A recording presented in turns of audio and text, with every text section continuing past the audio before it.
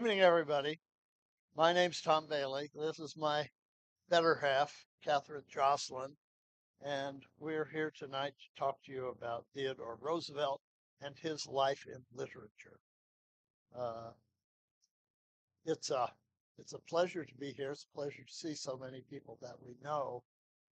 We're sort of at the I don't want to say it end, but this may very well be the last time we do Theodore Roosevelt because our new project is going to be James Fenimore Cooper, the Oak openings, and the relationship of Cooper with the Kalamazoo and the Southeast Michigan uh, environment. All you have to do is look around and see all the names of Cooper, and you'll think, what's that about? Well, it's about James Fenimore Cooper. And he, in fact, owned the property that Katherine and I live on from in 1838. He and his daughter owned the land that is where our house is located. And so, how did we get into Theodore Roosevelt? I'll turn that over to Kathy. She'll tell you how it happened. So go for it, kiddo. Well, thank you, Tom, for explaining our next writing project. What we'll do, oh, excuse me, and what, you can't hear me. And what we'll do, we'll have all of you out to the farm when we give a talk about that particular book. Okay, so our book is about Theodore Roosevelt as a writer. And I'm not sure where we go here. Oh, do you know who these people are? Oh, come on, I'll give them prizes. Who knows who Pussy is? Pussy Wharton. That's Edith Wharton. Her baby name was Pussy. And T.D. was T.D. Roosevelt. And Jenny, does anybody know who that is? Oh, come on. This one right here on That's the right. corner of that one. Isn't she wonderful? She's Midwestern. She's Jane Addams. Um, and my work began with Edith Wharton. It still goes on with Edith Wharton. And then I did some work with Wharton and decided that I wanted to work on writers who were not typically thought of as writers, but are actually a part of American literature. And so, do you know anything about Hull House? Jane Addams founded Hull House in what year? Katherine. And so she's the grandmother of settlement work. But she also wrote 10 books, and they're just wonderful. And so it's important, I think, to know her as a writer. So I decided I would do a book about Jane Addams as a writer, that I'd bring her into the American canon. And I'm not sure if that goes, I'm not sure what happens here. Well, let me show you just a second. I'll get to the whole thing. Anyway, so what I was looking for after I did the Jane Addams book, I thought, well, I want to find another person who's not typically thought of as a writer, but should be considered in American literature. And I decided that I wanted to do, I'd done all these girls, and I thought maybe I should do a boy. So what boy should I choose? And everybody in here probably knows the logical boy, the one who would connect uh, Pussy Wharton with Jenny Addams, and that person is obviously Theodore Roosevelt. Can anybody tell me why they're related? They yeah, they were all rich. That they were all inherited money. None of them had to work. You're right about that. So Theodore Roosevelt grew up in old New York, along with, you've been watching the Gilded Age. It's in that era with Edith Wharton. There they are in 1905 in their finery, and they knew each other. They always admired each other. They were good stewards, it seems, of their generation, I thought. And so the book that I came up with to put this new literary figure into play was Jane Addams, The Writer's Life. And the book that we're writing on Theodore Roosevelt is based on this book. It's using the same ideas. One of the things these people did, all three of those people, that maybe you don't do today, how many people write letters?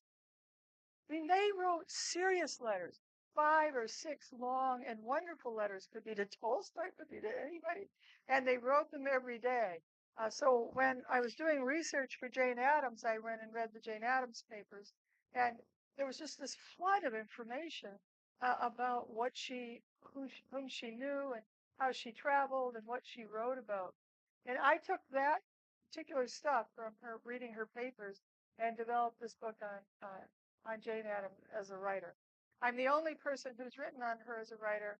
She's now in the Chicago Literary Hall of Fame, and I was the speaker for that. So now they talk about her as a writer, I think is interesting. At any rate, so I decided I would pull Edith Wharton together with Jane Addams, and I was looking for a figure who fit in between. And that figure was Theodore Roosevelt, who grew up with Lizzie Wharton. And do you know why he's connected to Jane Addams? Really? Okay, so they do you know about the Bull Moose Convention in Chicago? Who knows that? Okay, so that's the progressive third party, sort of rogue candidacy of Theodore Roosevelt. He asked Jane Addams. Do you know that? She's the first woman to speak at a national convention. She seconded the nomination. And why did she second the nomination for him? Because they were both progressives. Uh, uh, and so Theodore Roosevelt carried around a progressive platform with him. It braced a bullet once that kept him from getting killed when he got shot. And Bernie Sanders carries the same thing around today. If you read it, they're utterly the same. At any rate, so I decided I would work with Theodore Roosevelt to bridge these two women. And I would write about him as a literary figure, which is not usually thought of. There are a lot of people who would say, had he not been a politician, he would have been known as an American writer. And so I thought, well, I could do that. And then I looked and noted that he had 42 books, 6 co-authored books, that there are hundreds of articles and essays and reviews and editorials and speeches. He wrote 150,000 letters by his own count. And I thought, man, what am I going to do? So sometimes when I get into trouble, I come down to my office upstairs and I call down very kindly to Tom. So I said, Tom, and he, yes, dear. And I said, would you like to work on a book with me? He said, okay, what does that mean? And so he came down and joined me in this book project that took us a while to do. I come you want it. This He is w- go ahead. right, he was. I I said yes because husbands say yes, right? I had no idea what I was getting into. I didn't have any more idea what I was getting into than she did, right? But I was qualified to do Theodore Roosevelt because I was an environmentalist and I knew about his work for the environment. I knew about his friendship with John Muir, his friendship with John Burroughs. I knew about his founding of Yellowstone Park. I knew about his saving uh, of Grand Canyon. I knew about his establishment of those kinds of things, but that was later in his career. And so I started, I said, yes, I'll help. And then I started reading too, right? And we read and read and read and thought and thought and thought and pieced together a kind of narrative about he in 1903 when he was president, he took John Burroughs to Yellowstone and he met John Muir in Yosemite and he spent time with them. That's John Burroughs right there. And this is Theodore Roosevelt in his camping outfit, right?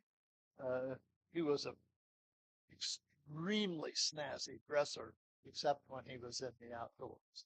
He looked like all the rest of us when he was out camping. And the result of all this trip was that he, in fact, turned he turned the writer's ideas about nature into law for our whole nation. And he created a system of law by which the natural world could be preserved. And it's still very much at work today. I mean, if we hadn't had Theodore Roosevelt, I think this is true, right?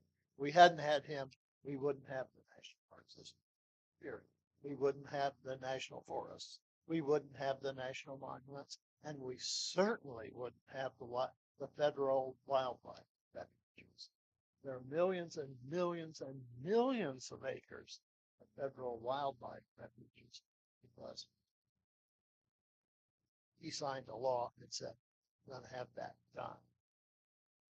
Okay, so we're well, we're going toward his career and how he started. He started as a historian. He had gone to Harvard and he was going to be an historian. He should have been a field biologist, but they didn't have that as a major in those days. But he started out by writing what he called history as literature. So he wrote about the Naval War of 1812. And he wrote a long book about the winning of the West. Does anybody know about those books? Actually, the Naval War of 1812 is in 1813, and the last battle was fought in Lake Champlain.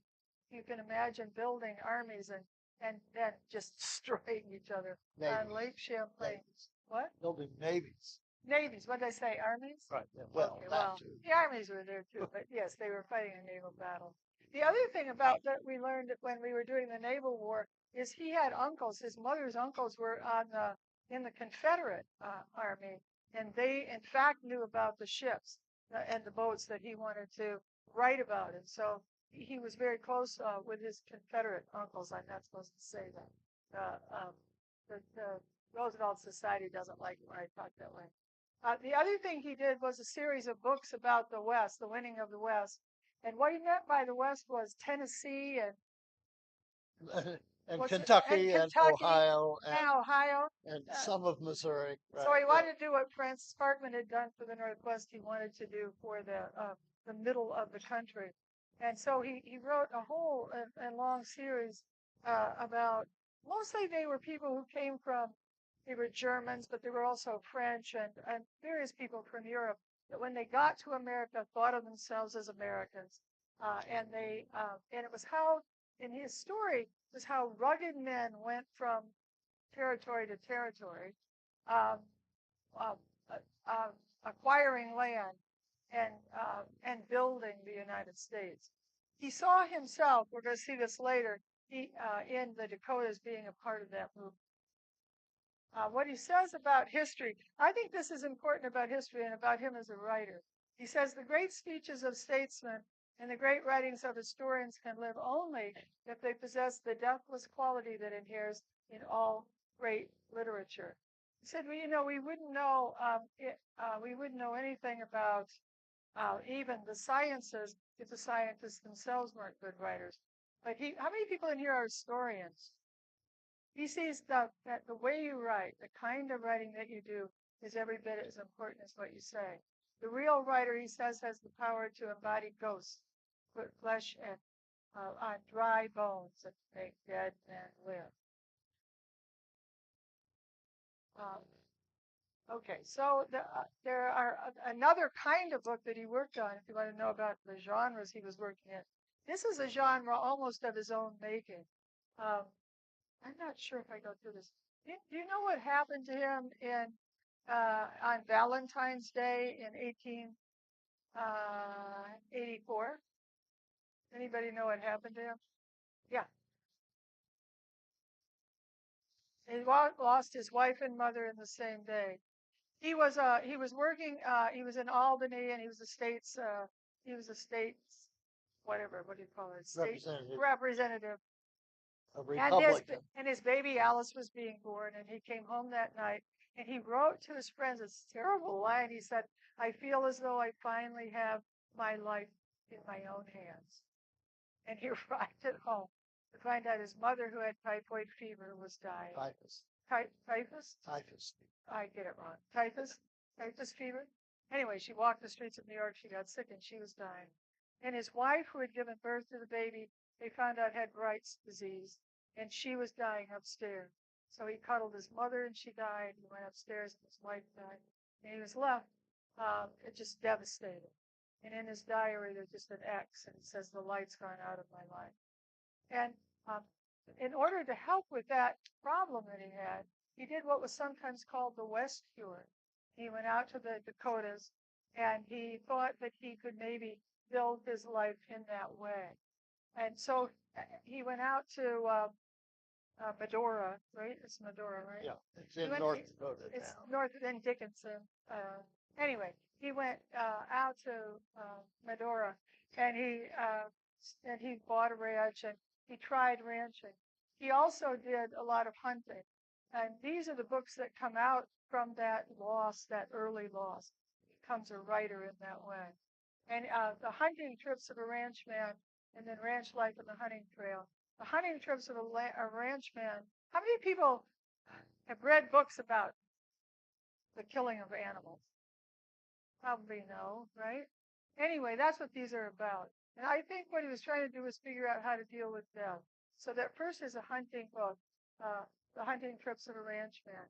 Second one, if you wanted to start to read Roosevelt, some people ask us about what book to start with. You might start with Ranch Life and the Hunting Trail. In that book, he tells stories. He creates characters.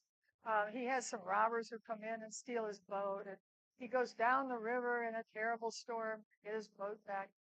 And in the boat, he's under some wraps, and his team is rowing, he's reading Anna Karenina and falling totally in love with Anna Karenina. He just loves his wife, and so he was very excited. He couldn't put the book down, and so but he did find the crooks and such. He was on the river chasing the thieves who'd stolen his boat, which was worth maybe 20 bucks. It made him angry, so he was going to get it back. And he was covered under buffalo hides, and it was 40 below zero, and he just kept on going. Uh, we're talking about somebody who's extraordinarily tough, extraordinary. Okay, let's see. Okay, I'm going to talk about. That's no, you want to talk about the tough, right? Right. Okay, so another part of this these books that he does, these outdoor faunal hunting trips, I would see this as a sort of version of that. In the Rough Riders, during the Spanish-American War, and he's in Cuba. How many people have read that book or know about it? Do you know about his and as okay, good. That's anyway, he wrote this book, and it is again about his personal life. It's about he's very good as a nature writer, and he is also tracking down Spaniards. He manages to kill one of them, which he writes. But I'm not sure where. Okay. What's the next? Okay. This is still you, but I'd go back to the Rough Riders and say, you know, he is desperate. He's Assistant Secretary of the Navy when the war started. In fact, he's under or sub rosa or behind the scenes. He's pushing on the government to fight that war, and at the same time, he is pushing to be an officer in that war. And he says, I'm going. If it gets started, I hope it does. I will go. I will raise a cavalry. We will go. And he does, right? And so he's pushing the government at the same time he's waiting for things to happen for him, right? He doesn't think, he really doesn't think he's going to end up as president. What he thinks he might end up if he gets a good run on San Juan Hill and gets a good book out, that he might end up as governor, sure, which of course does. One of the jokes about the book, do you know why the Roosevelt family is angry about this book? What Scribner said is that they had to go out and order more eyes in order to complete the printing of the book. So at one point I said that it takes 23 of the offending pronouns to get him up Kettle Hill, and another 23 to get him down. There's a guy in Chicago named Finley Peter Dunn. Does anybody know who he is? He's an Irish Mr. Dooley. That's right. Thank you. And Mr. Dooley. And so he's an Irish a bartender. He And creates a he character. creates the Right. character, Right. and he and one of the so one of the most sparkling articles that he writes is about he writes a lot about Teddy Roosevelt. He calls him Teddy Roosevelt, and he says, Teddy Roosevelt went to Cuba, and I see that, and he done it all by himself. I think if he done it all by himself, he ought to just call it Alone in Cuba. And everybody howled. In the distance, Roosevelt was in the White House by this time. But I think one of the important points about politics now and politics then, can you imagine a politician today if somebody had criticized him that way? It wouldn't have been funny. But Roosevelt thought it was wildly funny and wrote him a letter. And he said, my family's had a great deal of joy at meals making fun of me for this book. And I think you owe it to me to come to dinner. So he invited him to the White House, and they laughed over the joke. It's different in politics. You want to say something else? No, that's fine. Another kind of book that he wrote would be called, I would call the socio-political. And these are genres pretty much of his own nature. What typically happened, a couple of things about writing. What typically happened is that somebody would write to him and they'd say, we want you to write a political essay on such and such. We want you to write a sociological essay on such and such. And they meant to have a kind of genre that was narrow. And Roosevelt, it made him really angry because when he started to write, he wrote about what was in his head. If it went one way, it went one way. If it went the other way, it went the other way. And so he would send out these, they're rather powerful and wonderful pieces of writing because they're not what you expect to be.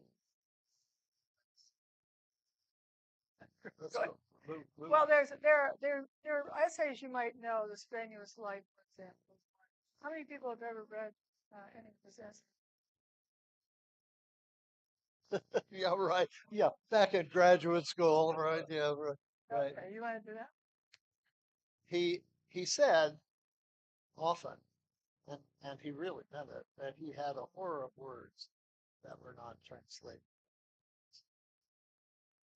He didn't want empty political rhetoric. If you were going to talk about important things, then you did something about them, right? When you had the opportunity as president or as governor of the state of New York, you had him write laws. And laws are the primary example of language into action, into something that really matters, right? And a good example of that would be his acquaintanceship. And this is when he was police commissioner in New York City. We're not chronological, okay, Bill. in 1898, he was the police commissioner, and he found this book, and he looked at it. Jacob Riis, How the Other Half Lives, with wonderful photographies about the Lower East Side and the appalling conditions of poverty that the immigrants were living in. Truly appalling. And Roosevelt, I suppose, there were phones by then, he called him on the phone and he said, Mr. Riis, take me to the Lower East Side. Show me. Take me to the tenements. I want to see how those people live. I want to put my own eyes on it. And I want you to explain to me how this system of abject poverty works. I have to understand it. They subsequently became very close friends, Reese spoke at his funeral, or Roosevelt spoke at his funeral. I don't remember which right now. Uh, and and when Roosevelt got the chance, guess what he did? He started making the laws that we now consider to be progressive laws. Uh, Laws about how many hours you can work, how many how many what age kids have to be before they can be forced by their families into work, how you do public water to these places and sewage so that they're not dying of typhus and typhoid and dysentery, and they have clean water. And he, right, was influenced in his public policy by writers, and it happened over, over his life. Yeah, his laws are important, and we echo him today. This square deal, it was called, that then next Roosevelt would make into the, what did he call it? Uh, The the new New Deal. That's right. Thank you. The New Deal.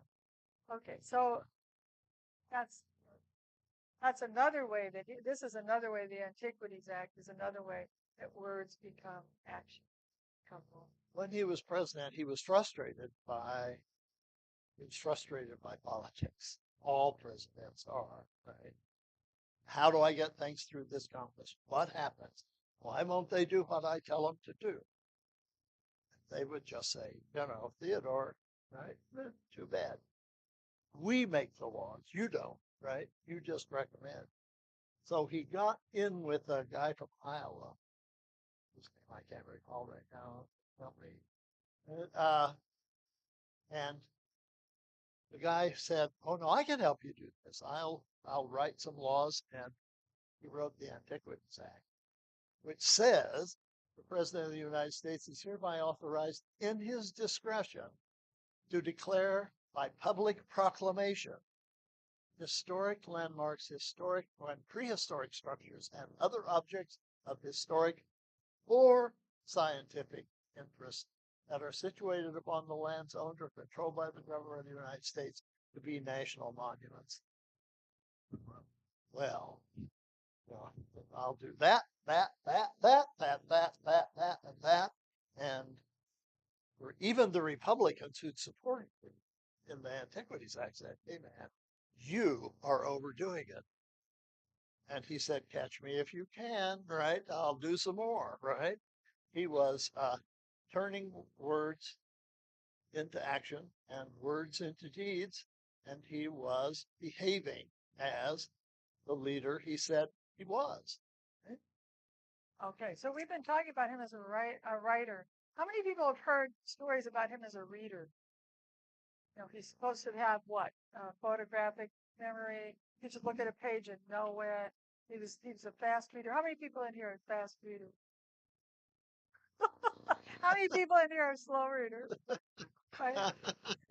One thing we know about Roosevelt is that he read at all kinds of speeds. That it's wrong to say he did it one way or another way. On a piece of political paper, maybe something he could do very quickly. Oh, I know. I'm going to get to him as a reader. I wanted to save this slide. I was going to give you the slide. At any rate, what we know about him as a reader is that he read in all these different ways. Sometimes he and his family would get together and they'd find a favorite scene from a novel they all liked, and they'd read it aloud to them. How many people do that? Not so much anymore. We got some readers back here.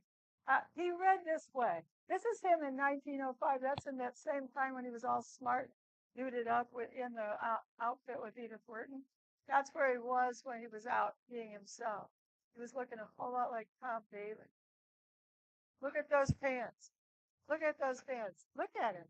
Anyway, we can't figure out what the book is. But this dog came along and he picked up the dog and took him back to the White House with him. He became the kid's dog. But, Go ahead. or you want to talk about him? I was just going to say he was on a hunting trip to the Rocky Mountains, and his job when he was there, he was going to form the Rocky Mountain National Park, right, in just outside of Denver, right?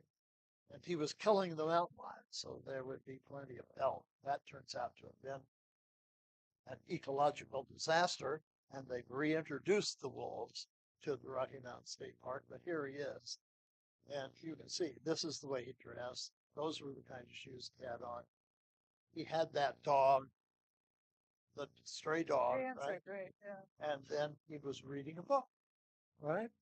Right? Because he was either writing or he was reading or he was doing something, right? He never, ever, what, took any time off.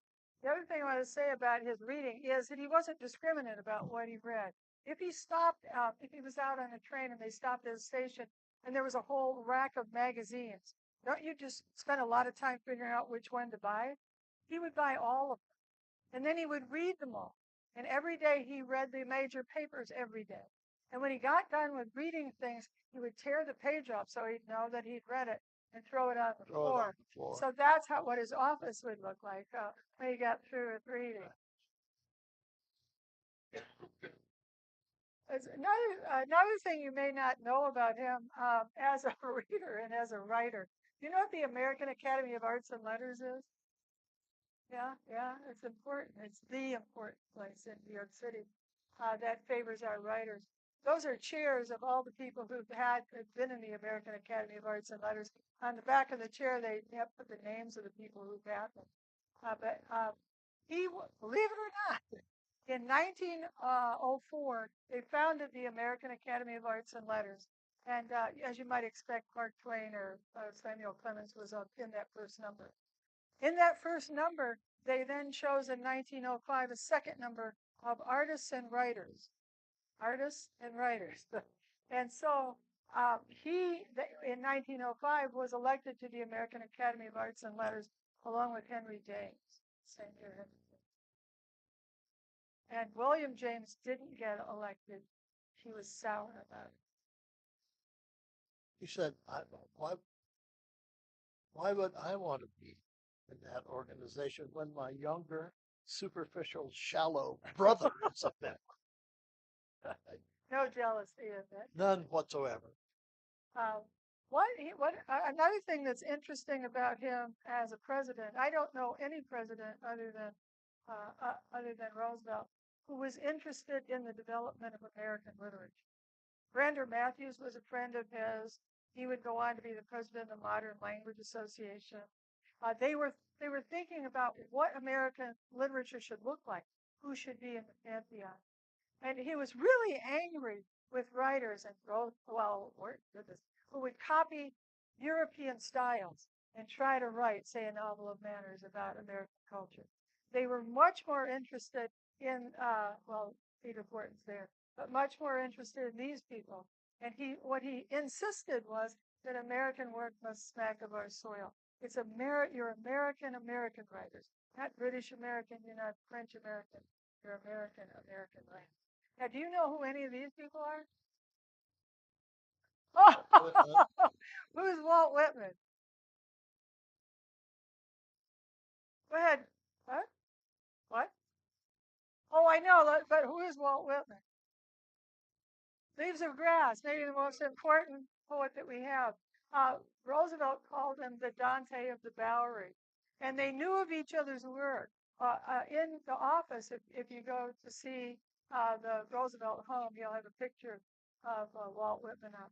And Walt Whitman read his books about the West, the ones I've just told you about. He said, well, he was pretty good, kind of a touch of the dude about it, you know? And so they sort of teased back and forth, but had great respect for each other. Do you know who the person in the middle? Do you know who these people are? You know, we can go around. Go ahead. Well, the Booker T. That's Washington. the Booker T. Washington one I want to talk about because that's another thing that was unusual about him. Booker T. Washington had just written Up from Slavery, and he invited him when he came to the White House. That's the first writer he invited to the White House for dinner. And there was a storm about it. Even Sam Clemens told him he shouldn't have done it because it was the people's house. And while black people had always worked at the White House, they were not supposed to come to dinner. People are still, they're still angry about it.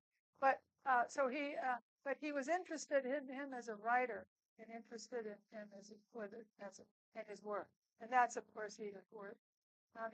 Right. And, Mark Twain, who was some 20 years Roosevelt's senior, but they were friendly, although they were poles apart politically.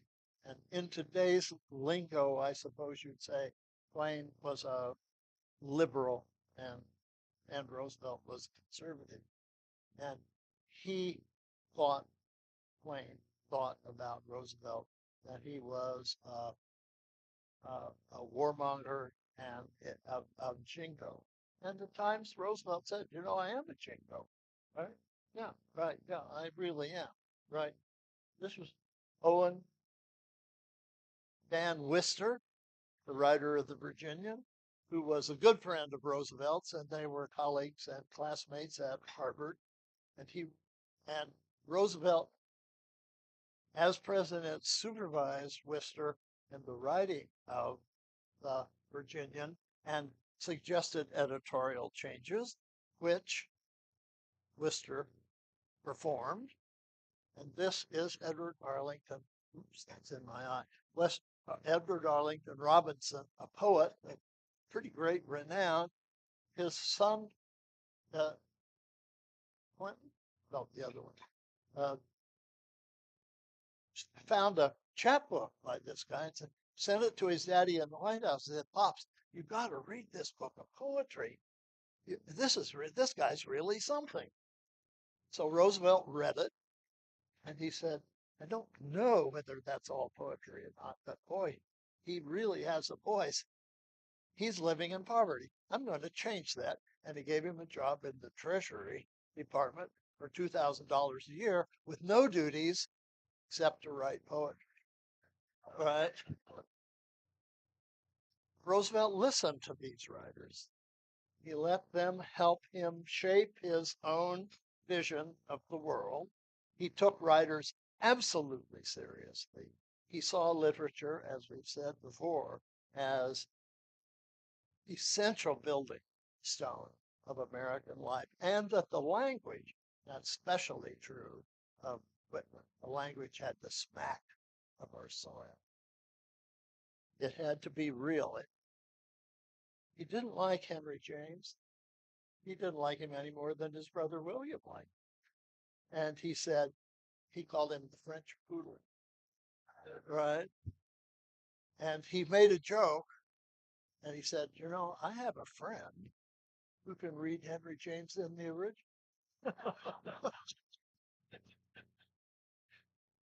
Okay, so another thing we know about Roosevelt and his reading and his writing, he didn't think, and he was really serious about this. He didn't think you could be educated by reading some group of books. Someone could come up with a master list, a 5-foot library. He thought that was pretty much hogwash. He said that you read this way. You pick one book, and then from that book you pick a couple of other books. And then from that, you stretch it out into a kind of collection. And those are the books that's the way you become educated. There's no one that can pour it into you. But this, like he broke it. This is sort of his rule, but he's breaking it. When he went to his trip to Africa, he took with him what was called a pigskin library. Go ahead, Tom. Right. He planned that trip very carefully. He wanted to get out of the country. He was finished being president in 1908, planned the trip, got to Africa in 1910. His sister said to him, Sister Connie said, what do you want to take along? And he picked some books and she bought them and she had them trimmed and she had them bound in pigskin so that the blood and sweat and toil of the hunt wouldn't spoil them. And she put them in this wonderful aluminum box. You still see it at the Harvard Library at the Houghton. It weighs about 65 pounds. There are 50 books in it. Scott, Shakespeare, Mark Twain, right? Just the kind of books you would expect he'd read. He was there for 14 months. By the time he'd been there a year, they got to Nairobi, and he'd already read all the books and bought new ones, right? Because he believed that you read the classics, but you don't read a prescribed set of classics because nobody can tell you what you want to read. You have to find what you want to read. And as you find what you want to read, you shape your values and you shape your ideas and you become an educated human being, which he clearly was, right?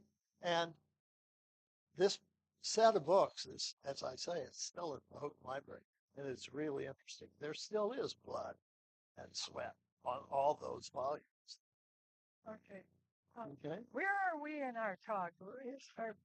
How close are we to being? Yeah, we I can mean, go are you fast ready to or go to slow. sleep or? Yeah. Oh, okay. Thank you. Oh, you guys, you are going to be sorry you said that. People need to go to bed. African Okay. game trails. You want to try this book? It's a really interesting one. He would hunt all day, come back in the afternoon, and write his book. Right? He'd write about it. He had a contract with Scribner's. He would write a chapter, title it. Quentin Kermit would put pictures in it. He'd send it off to New York. It'd be published in Scribner's Magazine. And then later on, all those chapters would be gathered in a book. In other words, he was writing a book on the run, and he had no idea where he might end up, right? He didn't know whether it was going to be good or bad. He didn't know whether it was going to be boring or not, right? But it's his insight and his hunting stories for 14 months that gets published as African Game Trails. And it's a really interesting read. It would be appalling to most of us. He and Kermit killed something like 5,600 animals, like 25 elephants, and huge numbers of lions. And he skinned them all, and they cured it. And all those exhibits you see at the Smithsonian Institute with the old animals in them, And in New York. Theodore Roosevelt killed them. Right? It's hard for the modern sensibility, but he was a creature of his time, and it was a valid scientific exploration for him. He wanted to show to the American public with his articles in Scribner's and his book the dark continent, which most people had never heard of, and nobody had been to, right? Which was as exciting to them in the early 20th century as space exploration, for example, is to us. Right? Something we know nothing about and we find utterly amazing. And he did it pretty much by himself. Would I recommend you read that book? Depending on your squeamishness level, go ahead. It's wonderful writing, and it's very exciting at parts, but it's pretty bloody. And he came back out of Africa. He decided, as some people do, that he wanted to be president again. Remember, he had become president because of the assassination. He said he wouldn't run again, and then later he thought, no, I want that other administration. So he was the spoiler in 1912. And so the woman there is Jane Addams, who seconds his nomination. But if you read any of this stuff, there's also Theodore Roosevelt's autobiography. One of the reasons I think he's not better known as a writer is that people, if you're going to be a writer, they're going to look at your autobiography very carefully because it's a genre of its own. He was good at it in the beginning of the writing of it, when he was talking to somebody, and it's about his youth, and that I think is really wonderful part of the book to read. And later he gets into the politics of it, and he gets we're in an angry political season right now. He just gets angrier and angrier and angrier. So at the end of it, it spoils the end of the autobiography. But in 1912, that's when he carries the progressive platform forward. Um, and as I say, the progressives are still carrying it. We're still carrying it around. It would look very familiar. But, okay. All right. He was sour the autobiography did do very well. It's not a very interesting book, and you'd think, man alive, that would be the book I need to read by Theodore Roosevelt. And he's too he's filled with grudges, and he's offhanded, and it's just kind of dull. He went to South America, escape as he always did, to make some money, made some speeches to the Argentinians and to the Chileans and then to the Brazilians. And while he was in Brazil, he had planned a trip down the Amazon, and the premier of Brazil said, "Don't do that. Everybody's done that. I've got an idea. Our national hero is going to go down the river of doubt. We had done that, and you can do that, right? And do some real scientific discovery." He said, "Oh man, what a chance, right?" So he does that. It was ill considered. It was ill timed. He was 56 years old. He was fat. He was about 40 pounds overweight. He was out of shape. Okay. He was still carrying the bullet from the assassination attempt. His health wasn't necessarily very good. Ticker was a little bit bad, but he went anyway, and he got on that river. And if you want to start someplace with a book, through the Brazilian wilderness is maybe the place to go. Second, do the second half when they're really on the river. That's been the subject of a couple of really wonderful books about Theodore Roosevelt by Candace Millar, about the trip of Roosevelt's. Can you remember the name of it now? And That's it. is that it? The Just River the of River of Doubt. Doubt, That's right. right? That's right. Right. Thank you. Roosevelt on the River of Doubt. And there's a lawyer in Chicago, Joseph Orting, right? And he wrote a book too about it. The book itself is very much worth reading because again, a, he's writing a book that he doesn't know the end to, and he really gets sick, and he really almost dies, and he gets out of it just barely. He loses 100 pounds. He is dying of heart failure. He's got uh, typhus, no, yellow fever, a recurrence of yellow fever. He's running a temperature of 104. It's just so nip and tuck. He does make it, and of course he bounces back and does what you'd expect. He wrote a book and made some money and proclaimed himself a scientist, and which of course he was. But it's, you'll notice, 1813 and 1913, and we know what's going to happen in 19, the Great War. And, and that's when his writing really gets maybe pretty common. It's as sour as his writing gets. He's really angry, and he always thought that the great thing for men to do would be to go to war. That certainly, when he was in Cuba, he felt that way. He wanted his sons to go to war. He was really keen on that. He writes in a book, Edith Wharton, from an American American. He felt that this was a kind of a nationalist spirit that he felt, and here are his boys. Yeah, they're in Paris with Edith Wharton, who's trying to help the war effort, and that's Quentin, right? And Quentin will die just before the end of the war. I think you know that he's shot down in an airplane, and so he loses the kid that he loves. Well, if you can love a kid the most, he loses a love of his life, and he winds up. Yeah, it's a kind of hard and bitter end that he has in his life because of these hardships. What I want to do, I think, this is what it is. Okay. What we've been talking to you about is a life, and how many people know of his life, or you've read about it, or he seems like a familiar character? I think he's he's an American character we all ought to know. I wanted to leave with his language itself. So I want you to look at this, whatever this paragraph is, right? How many sentences is it?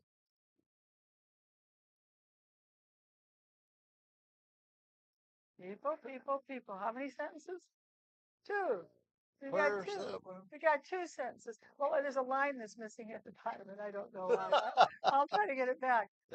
What's different about the kind of writing? We've given up on writing today. We write, I get a string of emojis from my niece.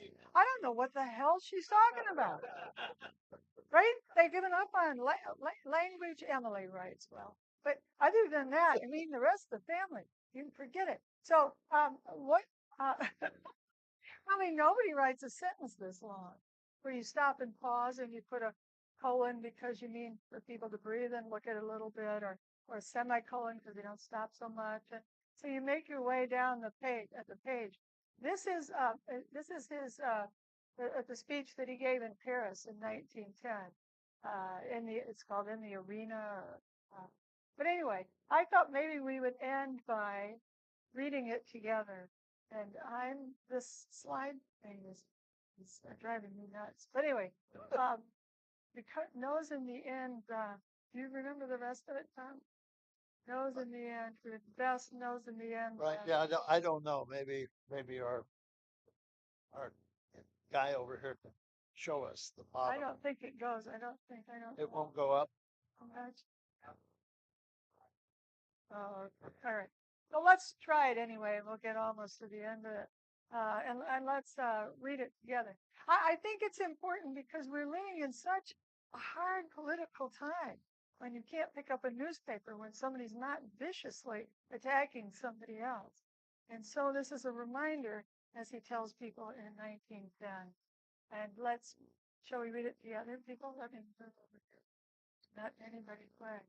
Okay, ready? It's oh, not the man who points out how the strong man stumbled, nor where the doer of deeds could have done them better.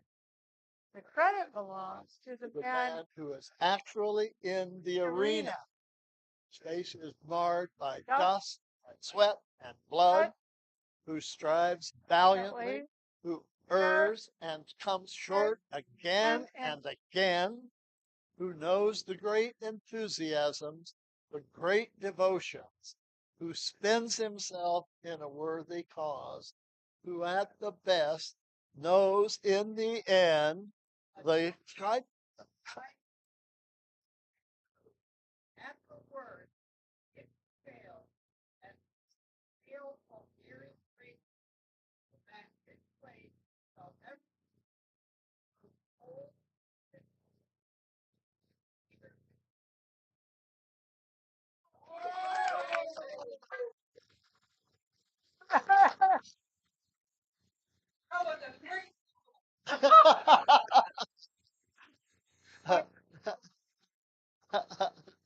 I have a question.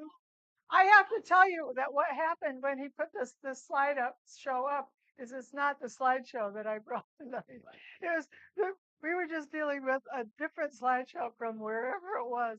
So, and you found the end of the line. So here we are. Anyway, does anybody have any questions?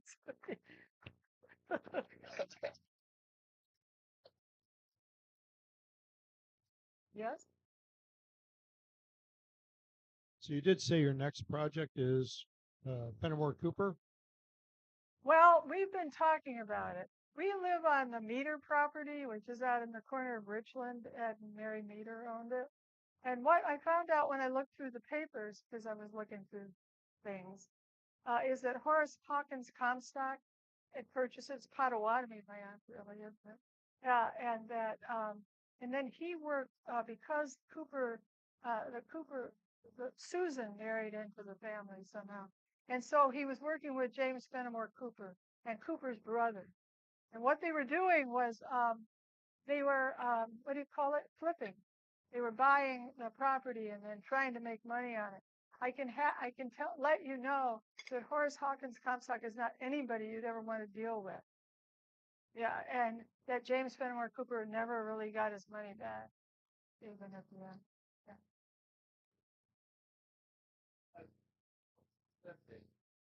And wrote in so many different genres, That's right. that he had many different styles as well, and that this is not necessarily typical. This is high rhetorical, I'm guessing. I'm going to go with this as a guy who was high rhetorical a lot.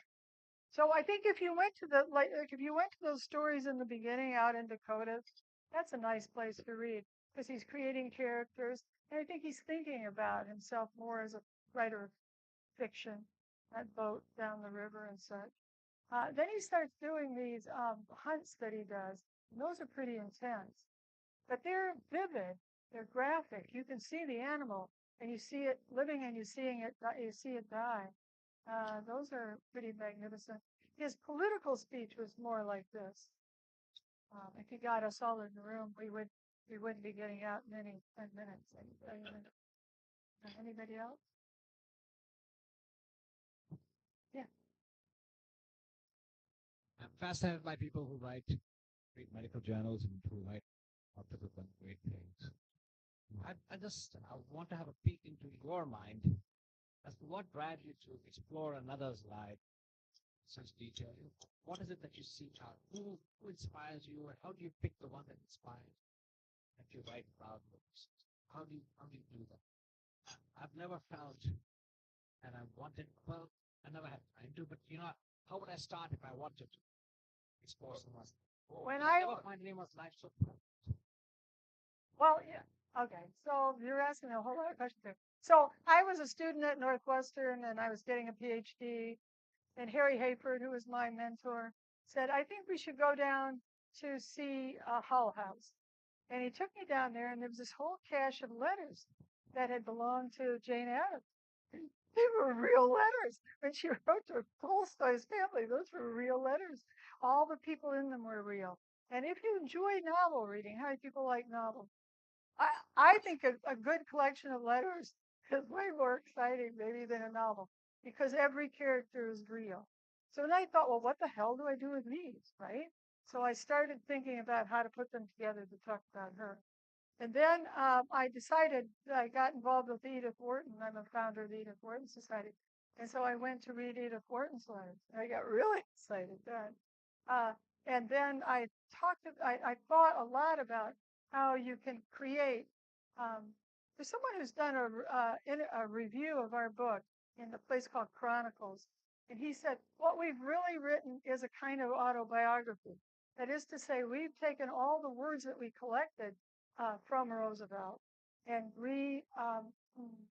reimagined them and put them into a story that's very like an autobiography, much in his own language.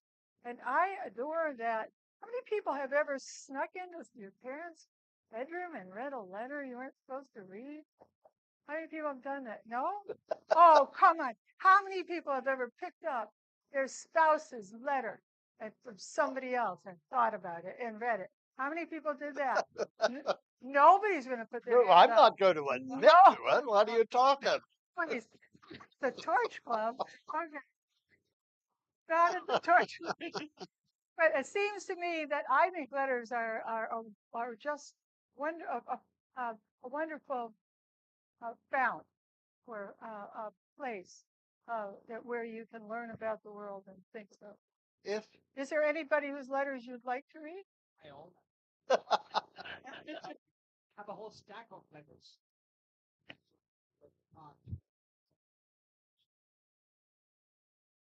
Stack of letters. Do you have her letters too? You have yours? You have both sides of the. The one I was going for. Well, it's history. It's what you have. What you have in your hands is history, and it's really important. I don't know of more important history. No, they they will. probably. Right. Roosevelt's kid said over and over again, Pop writes posterity letters. Right? When he's writing his letters, he's writing to posterity. He wants everybody later to know, right? And Alice even said about him, my father, he wants to be the child at every christening, the bride at every wedding, and the corpse at every funeral. Right? Your His children. letters that he he goes to, we didn't even talk about this part of the thing, but he goes after his African trip, he goes all the way through Europe, talking to the crowned heads of Europe and absorbing what Europe is like. And then he writes this wonderful series of letters. And one of them is like 120 pages long that he writes to George Trevelyan, the Oxford historian, right? And then, and he tells, I mean, it's Roosevelt at his best. There's also a long letter that he wrote to his Secretary of State. Katherine helped me, right? He was Lincoln's personal secretary. Yes, there you go. Thank you so much. Uh, and he writes about is to him a 40-page letter of stories about the West and the drunks and the cowboys and the bartenders. What am I doing? I was going to say to Rajiv that your children may not be interested in them now, but when they hit maybe about 50, 55, or they have children, they may regain an interest, and some archivist somewhere would dearly love those letters. And you know, because your job is to keep those letters, right? And they're gold. They're golden. Yeah.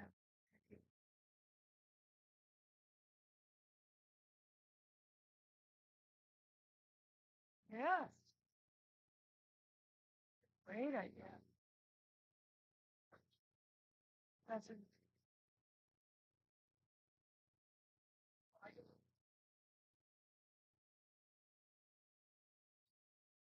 Am I looking to be inspired in my own life? No, but my professional life, yeah. I'm just interested. Yeah. So yeah, if I could Gossip. find a pile of letters, I'll read Those them. absolutely. Okay, I think Gossip, we're I gossip. think we're being are we anybody else have a question? Oh yeah. So, Yes.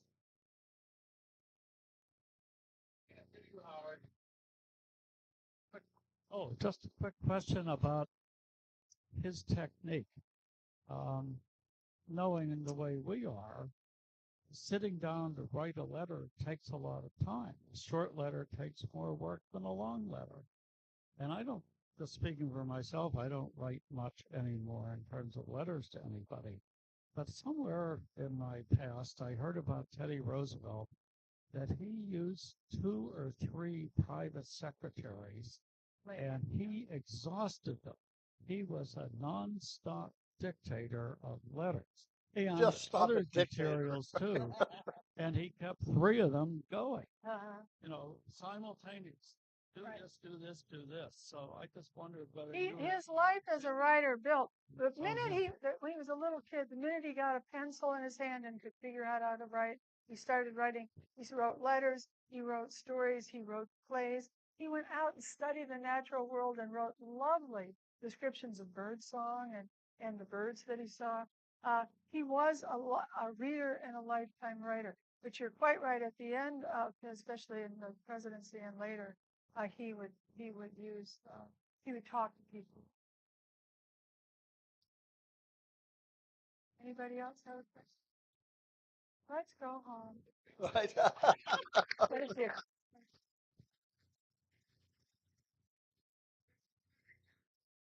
Glad you enjoyed it. What?